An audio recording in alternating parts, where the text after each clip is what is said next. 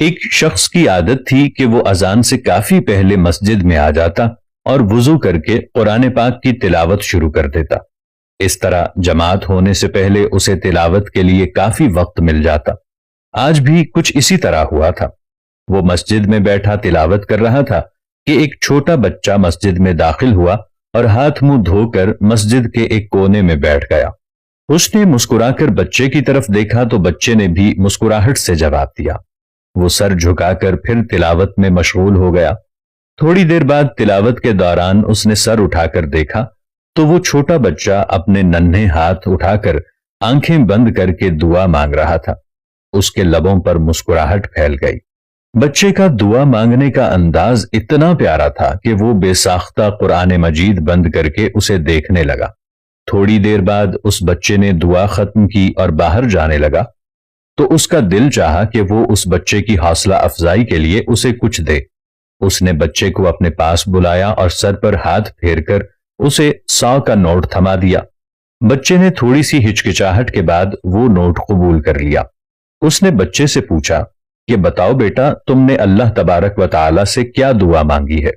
بچے نے مسکراتے ہوئے کہا کہ میرا چاکلیٹ کھانے کا دل کر رہا تھا تو میں نے اللہ جی سے 100 روپے مانگے تھے۔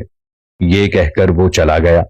بچے کے جانے کے بعد بھی وہ اسی سمت دیکھتا رہا جس طرف وہ بچہ گیا تھا، جو اسے یقین اور اخلاص سے دعا مانگنے کا ایک ایسا طریقہ سکھا گیا تھا۔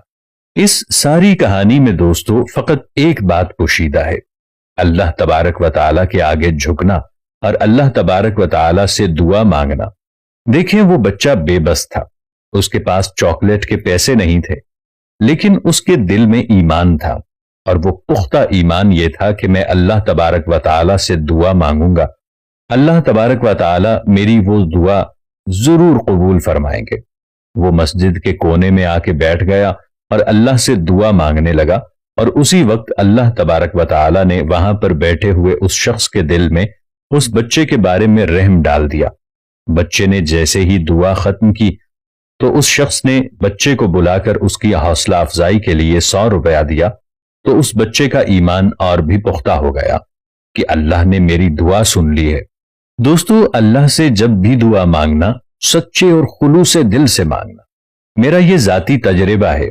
میں نے زندگی میں جب بھی بڑی سے بڑی مشکلات کو فیس کیا ہے تو ساری دنیا کے کام چھوڑ کر اپنے آپ کو اللہ کے سپرد کر کے، اپنے آپ کو اللہ کے آگے سجدہ ریز کر کے، خود کو اللہ کے آگے عاجز بنا کر اس ذات باری تعالیٰ سے جو کچھ بھی مانگا ہے، ایک مرتبہ پھر کہہ رہا ہوں کہ میں نے اللہ تبارک و تعالیٰ سے جو کچھ بھی مانگا ہے وہ مجھے مل گیا، اور اللہ تبارک و تعالیٰ کا جتنا بھی شکر ادا کروں اتنا کم ہوگا۔